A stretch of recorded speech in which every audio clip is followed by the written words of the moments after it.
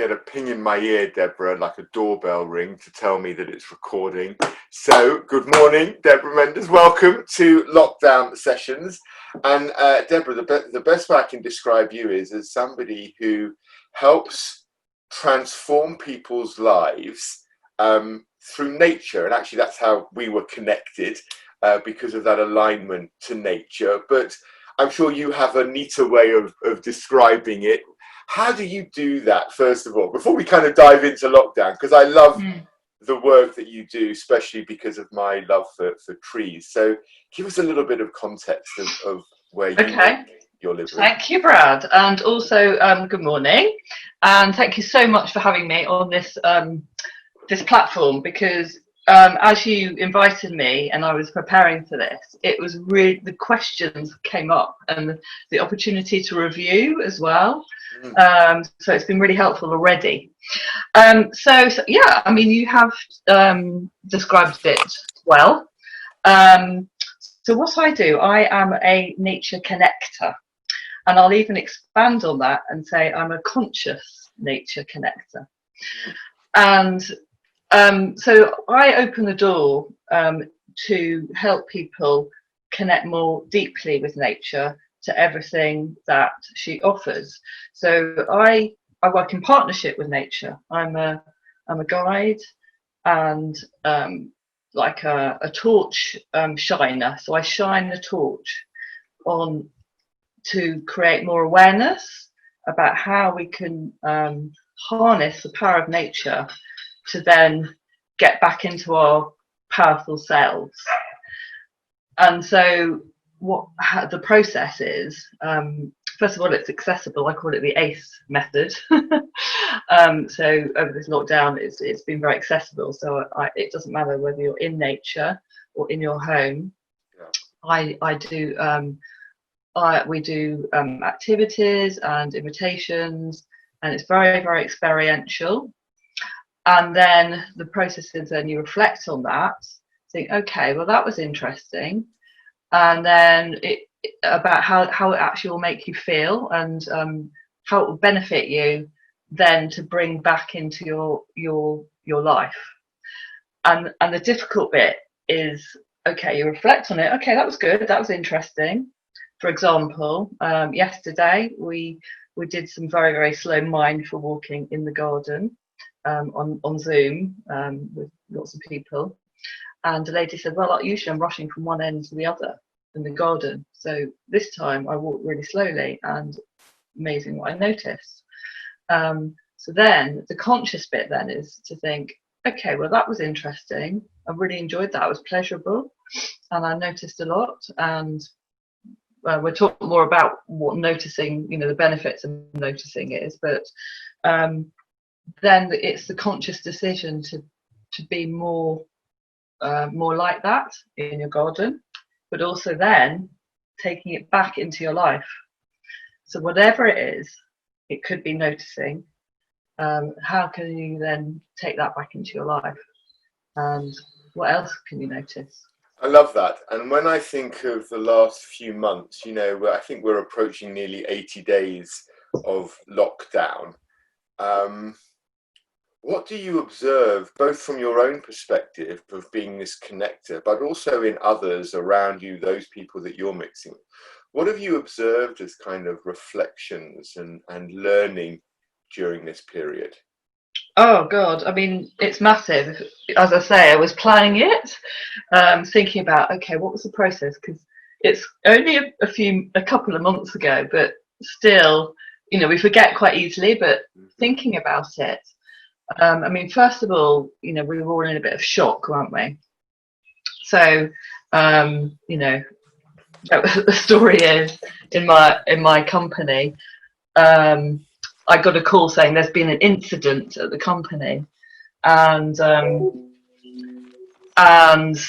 we thought it was some security, someone had a gun or something.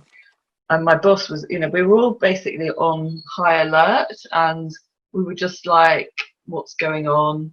But chaos, basically, confused, chaos, shock, horror, and then the PM made that announcement, and there was a lot of fear, and seeing fear in people's eyes as you pass them at the time. We remember that. My observation, for myself, I mean, first of all, I mean, this is a bit of I'm kind of admitting it now. It probably wasn't something to say at the time, but the first couple of nights, I woke up excited because I felt that my message that I'm sharing about having a better relationship with nature suddenly was spoken loud and clear by something bigger than myself. And when I was sleeping, I actually thought, I think I've met God. I was actually excited. Yeah. It was something I can't hardly really speak about it, because first of all, it was very, at the time, probably it's insensitive, and I'm aware about the suffering and everything.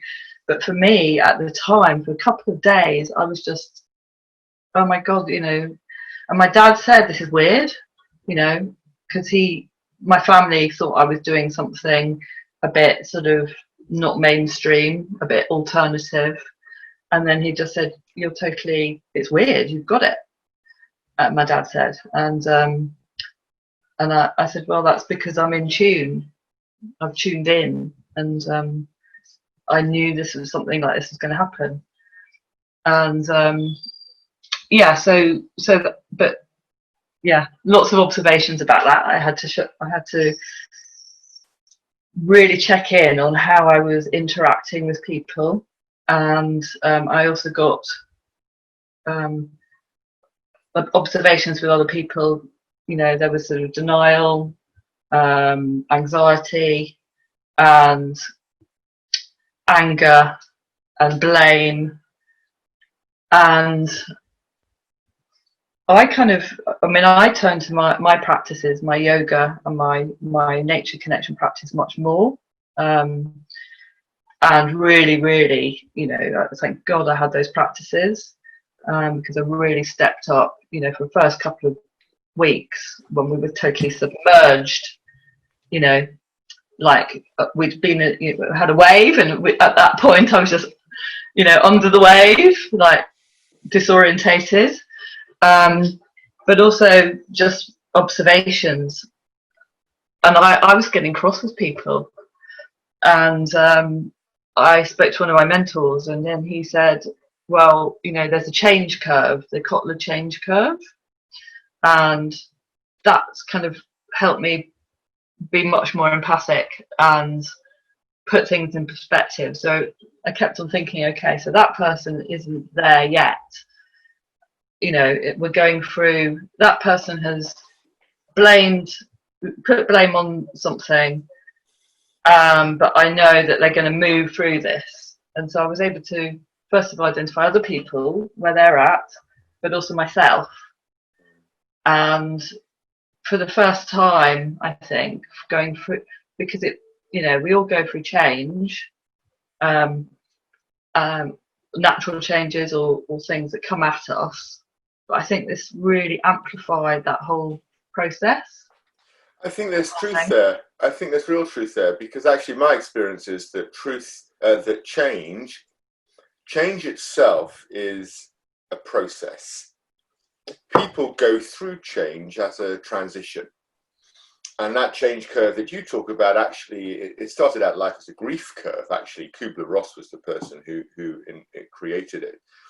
And you can see, even by looking out at some of the behaviors of people on these marches, and I'm not here to promote or negate those, because everyone has the right to speak up and stand up and should speak up. But you can see that where people are on that curve by their behavior, you can see that there are so many people who are frustrated. You can see that there are people who have moved right through it. They've daily integrated themselves into this new way of being. And I wonder, nature itself has its own curve. Every year it goes through its own transition, seasonally. I've quite enjoyed, one of my observations over lockdown is actually, so from my office, just outside my window, I have my garden. And my office sits right at the back of the garden. And for the first time in years, I've actually got to observe the flowers in this particular bed that we created growing. Now, when lockdown started on March the 23rd, it was empty. Don't worry, my building noise will start soon. It was empty, and now I can see colour, and I can see the roses growing, and I can see where this has sort of taken hold. And I wonder whether, you know, from a human perspective, do you believe that this period of time will wake us up permanently, or do you have a concern from your perspective that maybe we'll just slip back into this disconnect? Again, I'm not just talking about nature here as well, but, you know, from ourselves. Yeah, the slip back, I think that's my work, and that's the work of us, you know, leaders. I think we want to go back into our comfort zone, and yes, people are looking for new ways, but those new ways aren't so much on offer. You know, how do you've got to bring those new ways to people, and it's not that it's kind of you know, I don't want to. I think people will slip back because that's what they're used to. They don't know any different. Although it has given us a time to pause and think, okay, maybe I don't want that. People will take certain things, but I think there's a lot more work to be done. And I think one of the issues with that is because it's such a vast, you can't sort of grab hold of it. It's like, well, okay, you know, I want it to be different, but how? And unless you've got the support behind that, it's not going to happen. So it's not blaming other people. It's the fact that the systems as we've got at the moment aren't set up to empower people and to know. I mean, little things like how I talk about a practice. How do you develop a practice? And it might seem like a big thing, like, well, I'm not sure, but it's really just small changes, like it's called atomic habits, you know, and then you can do habit stacking. There's all sorts of ways to develop a practice. But, you know, like a yoga practice, you can't just go and say, right, off you go, I'll go and do some yoga. You've got to do it consistently, you've got to do it with other people. So it's really a question of, the question is how. Well, that preempts my next question to you, which is actually, so from your knowledge, if I was going for a walk this afternoon, we've got a nice sunny day, I'm allowed out for as long as I want, and if I'm going for a walk, what could I be doing that might offer me a little bit more balance, a little bit more perspective, a little bit more peace or tranquility in this fairly chaotic environment? Because what you were saying before really resonates. A lot of people are scared, are fearful, are nervous of what the future holds, whether it's about their work, relationships, being stuck in the same place. You know, I'm lucky I have a house with a garden. Not everybody is, and I've spoken to friends who are stuck in apartments in London on the 4th floor without a balcony, and they've really been challenged. So what could they do if they were going for a walk today? How could they adopt some of these atomic habits to maybe help them move forward in a positive way? That's it. So let's talk about an atomic habit then. That's a small change. So usually when you would go out on a walk, you might go with a friend, you might go for a run, you might go with your dog, you might you know, have thoughts in your head, thinking about, you know, trying to figure it out. And what I would invite people to do is take the space, either a whole walk or in the middle of a walk. You know, it doesn't have to be the whole experience, but to spend 15 minutes in a quiet space away from other people, where you can either just sit and be still,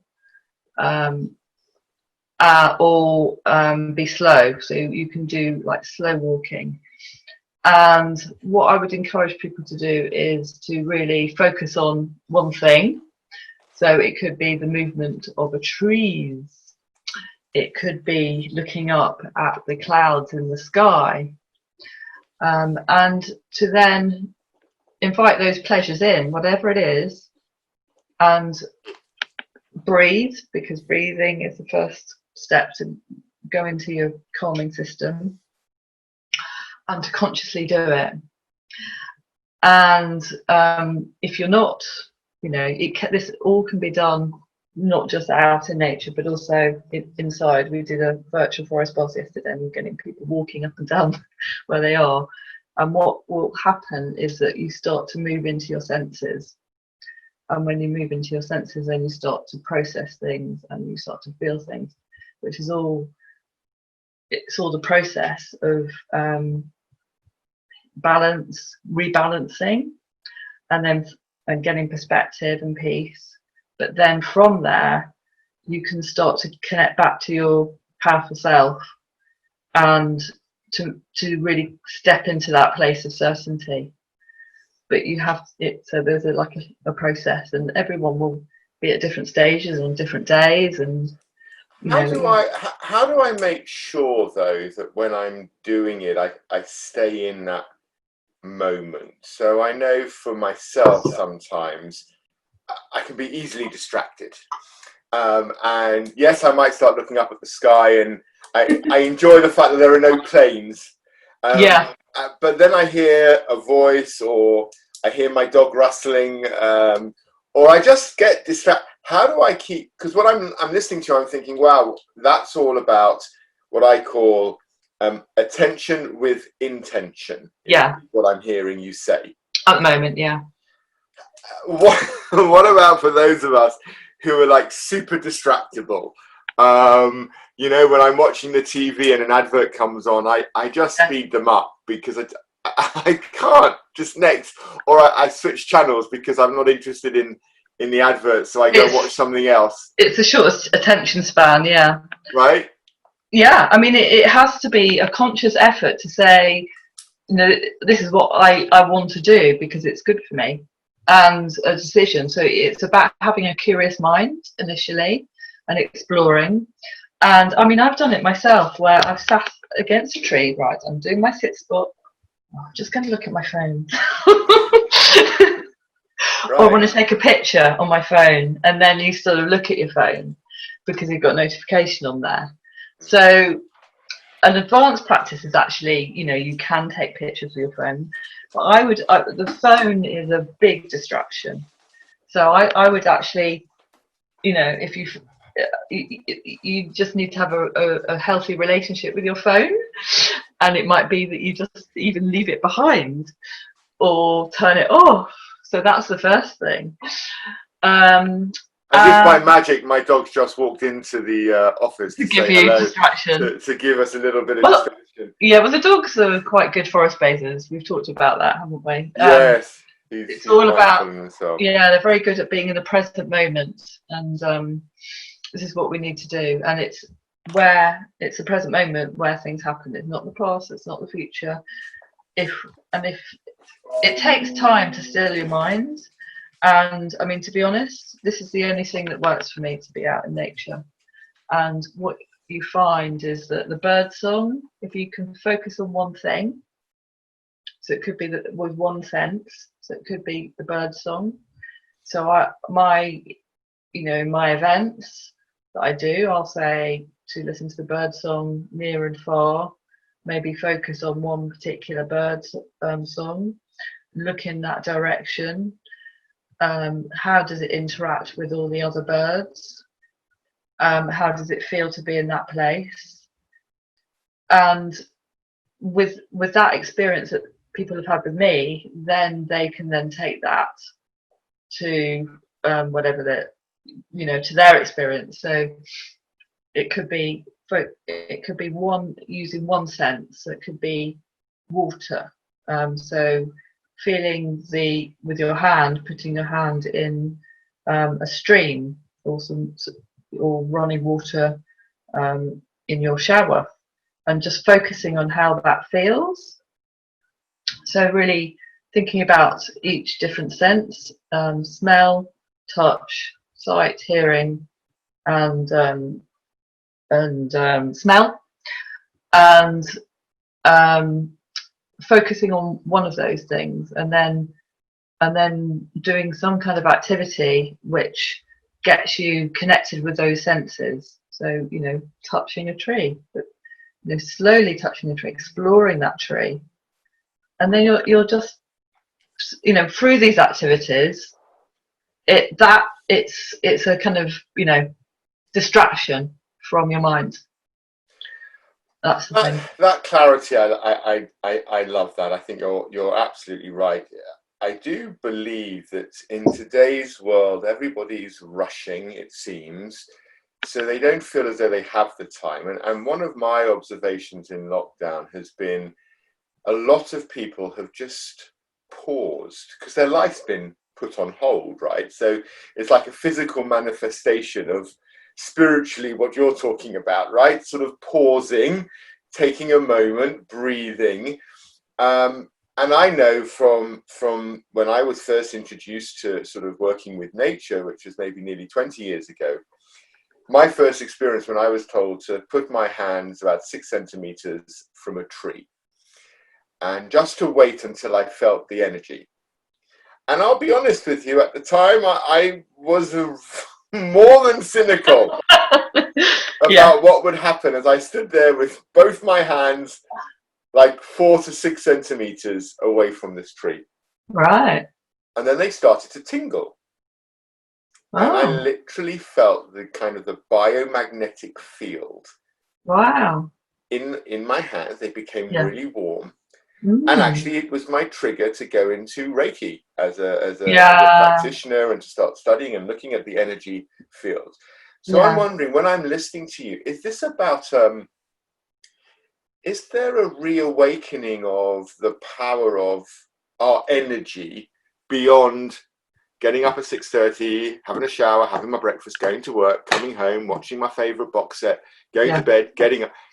Is this proof that there is something more, or again, are we all going to snap straight back into that old way, and this will be a moment in time where people had the time for attention, but then the world and life got in the way again? What are you feeling? Yeah, well, I mean, it is all about energy, absolutely, and there is, we are moving towards more consciousness about this energy.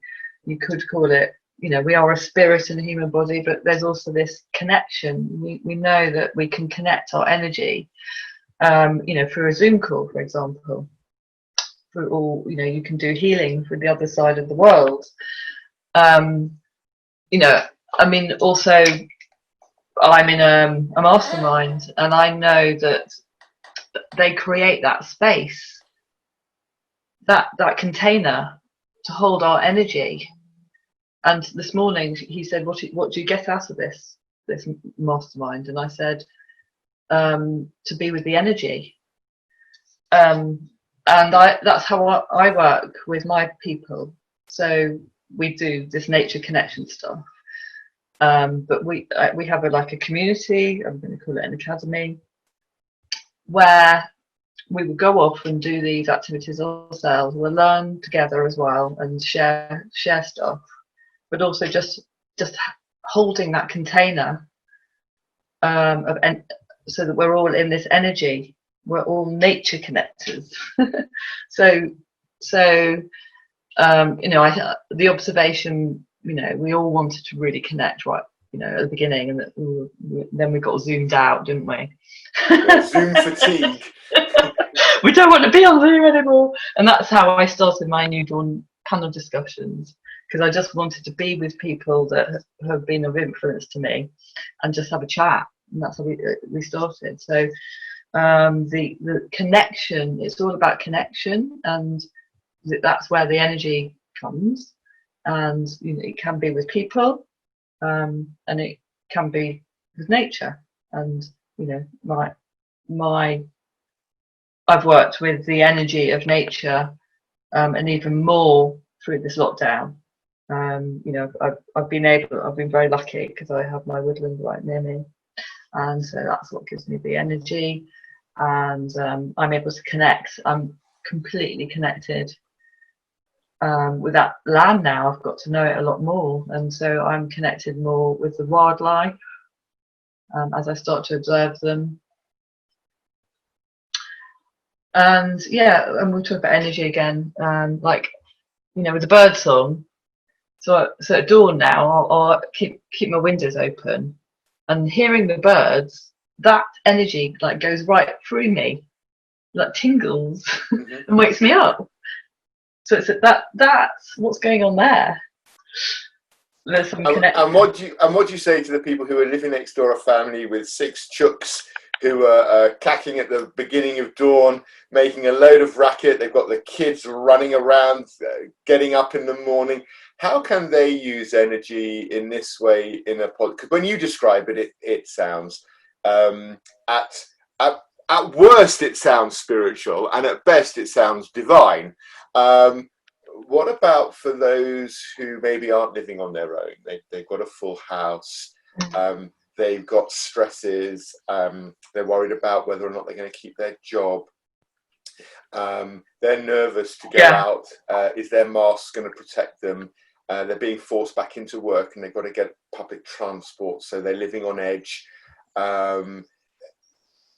For those people that maybe aren't in a really peaceful place or a space where they feel safe, how could this stuff work for them? How can we help those people that maybe when they're listening to this conversation they're thinking, yeah, that sounds great, Deborah, but quite honestly, life's not like, I don't have time to lie in bed and listen to the bird song because I've got a 4-year-old who needs breakfast. Well, I mean, that's a conscious decision to wake up before that. Yeah. So number one was create some space for yourself. And that might mean making that time, having a morning ritual before everyone else wakes up. And it could be a meditation. One of my academy members, she's got insight timer, and you have lots of natural sounds, and that's her morning routine. She's discovered that it's a great app, by the way. Yeah, brilliant app. And you can have either bird song or there's lots of things about white noise, so like the sound of rain on water, or like wind in a tree. Those noises actually cut through other noise, so that they're used in hospitals and in the caring profession. So the white noise actually goes over other noise. I'm quite an expert at this as well, working in an open plan office and being really sensitive to noise. And it kind of puts you into a sort of more I mean, we did an exercise every Tuesday. We have half an hour in my company, and we watch nature videos together.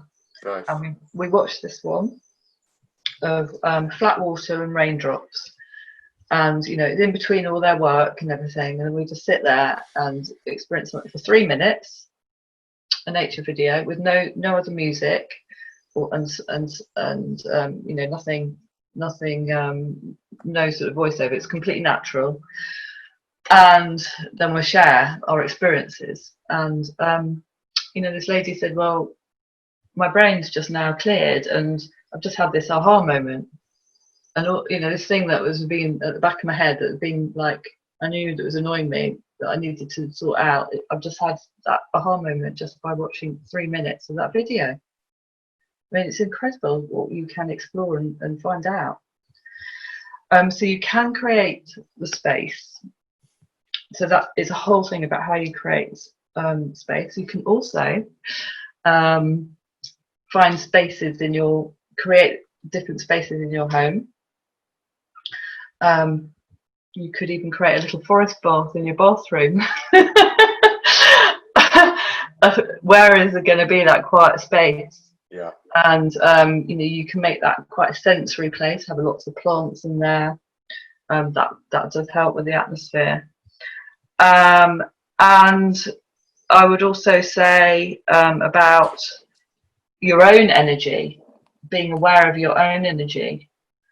I'll talk about my own experience. Was a couple of years ago, my boss really pulled me up on the energy that I was giving out because I wasn't in a good place, and I completely was unself-aware.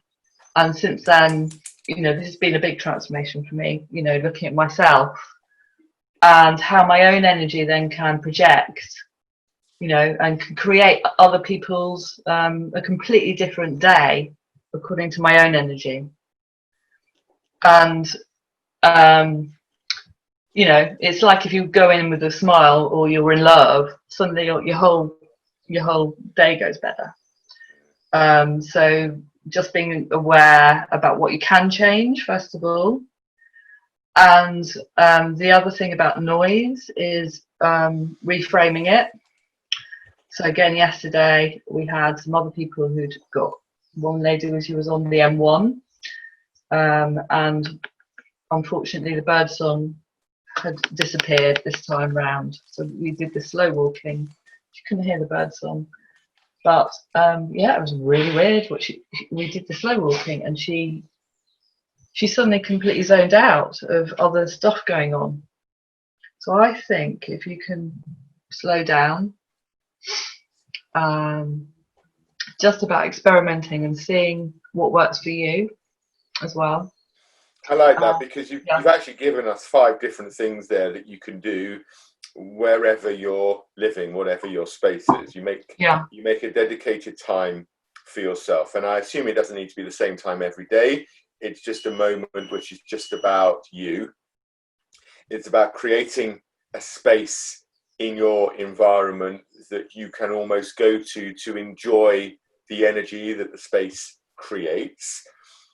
You've also talked about being aware of our own energy, and I think that's important, recognizing the energy I give out, the energy of the people around, and whether that's about being conscious of how I'm being, how I'm feeling. So I like that. And you've also talked about kind of reframing the noise, and this isn't just the noise of like the motorway that you can hear.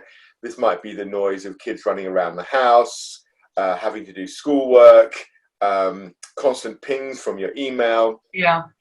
And I think that kind of ability to control your environment. So you talked about what you can control and really focusing on that.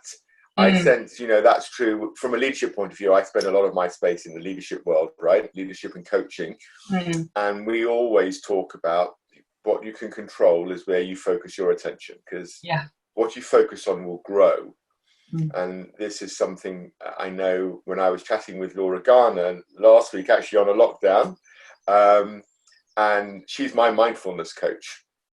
So we started off our lockdown with a body scan. We didn't record it, but we did the body scan first just to bring ourselves sort of to an attuned level.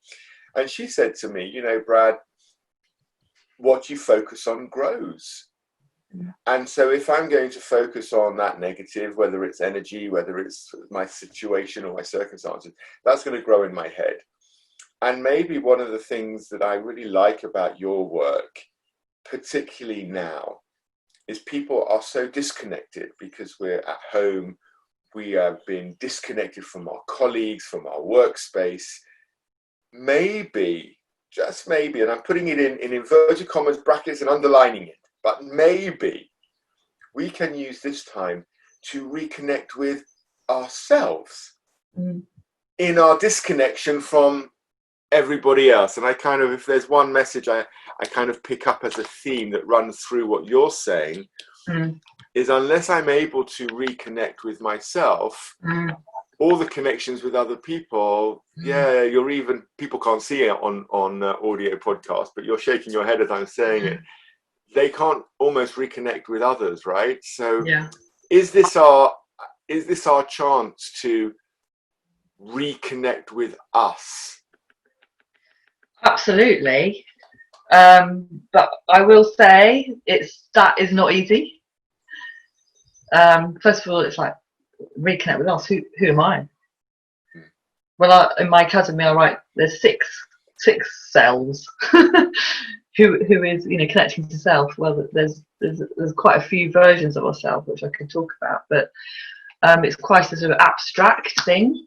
But when you go out in nature, you do have that sense of being home again, and you feel that sort of you waking up. So it's kind of that feeling. Oh, but Deborah, that's always been half of my challenge, even with the kids, because I'll go out with the dogs, and once I'm out in nature, I don't wear a watch anyway.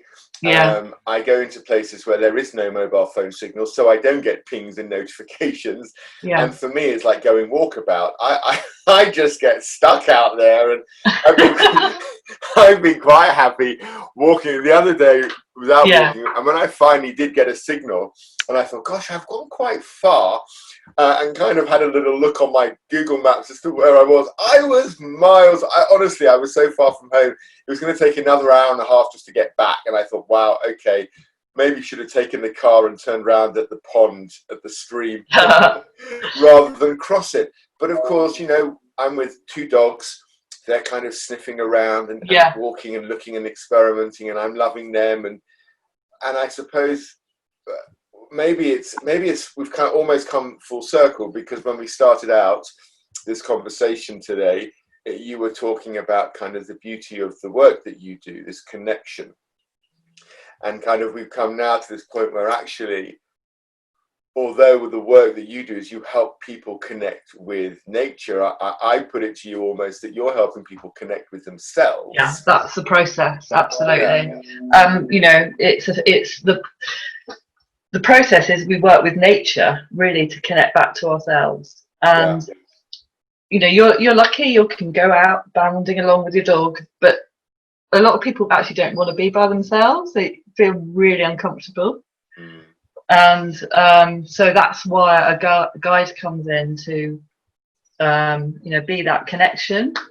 And in a lot of my circles and on my training as well, it's sometimes we do a check-in with each other. It's like, how do you feel? It's like, especially if you're away for a whole day, it's like, I feel a bit anxious, and some stuff has come up, and I feel guilty that I'm away from my family, or I'm thinking too much, and that whole experience of being by yourself that's the practice.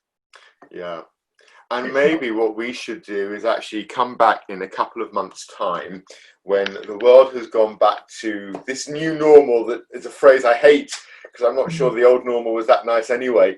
But whatever it is, when the landscape changes and we find that we're back in a different kind of continuous way, maybe we should come back in, say, 2 months' time in the summer, in August, and see what's happened. How are people feeling, and what are you observing then? Because if there's a theme I've picked up from you today, it's this idea of everyone has the ability to create the space that they want, and if you just do it with intention, it seems as though from your perspective all of us can find that kind of peace, that tranquility through nature, even if we're in a one-bedroom apartment. Absolutely. What would be your final tip before we kind of roll the music on the background? What would be your final tip for people who are looking to reconnect with themselves and perhaps want to leverage the beauty of what nature can offer them? Have a curious mind and find some kind of support or guidance and experience. So it's Derby University released a report earlier this year that contact isn't enough. It's connection, and it's not how we are in nature normally. It's a different way of being in nature, and so we've got to really unlearn and then relearn. and remember. And there needs to be some kind of, support or guidance and learning with that. But first of all, decide. Well, this is curious. I'm curious about this, and I want to go down this journey a little bit. And you might want to flirt with nature a little bit, and then if you go further, you might want to fall in love with it and actually have a proper, respectful, full relationship where you work with nature at all times, and then off you go. I think you've just given me the title of this podcast, Deborah, in your final words, which is flirting with nature to fall in love. I think that's absolutely priceless. I love that phrase. I'm going to reference that to at least 2 people today. I'm going to invite them to go and flirt with nature and see what happens. That's what my 21-day program is. It's introductory. We're going through this whole in love process, making it fun. I love it, Deborah. That is absolutely brilliant. Thank you so much for your time. I think we've done absolutely spot on. I'm going to stop the recording and we're going to roll the music. Woohoo!